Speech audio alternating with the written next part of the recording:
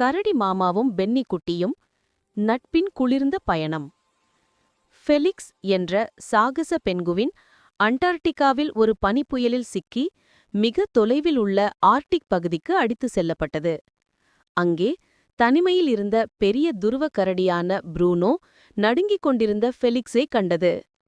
பயந்த ஃபெலிக்ஸை ப்ரூனோ காயப்படுத்தவில்லை, மாறாக அதற்கு அடைக்கலம் கொடுத்து மீன் பிடித்து கொடுத்தது.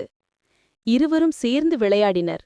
தங்களுக்குள் மீன் பிடிக்கும் தந்திரங்களை பகிர்ந்து கொண்டனர்.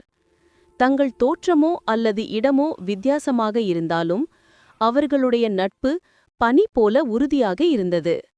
இறுதியில் ப்ரூனோ ஃபெலிக்ஸை மீண்டும் தன் வீட்டிற்கு செல்ல ஒரு படகில் ஏற்றி உதவியது. பிரியும்போது நட்புக்கு எல்லைகளில்லை என்று உறுதியளித்துக் கொண்டன.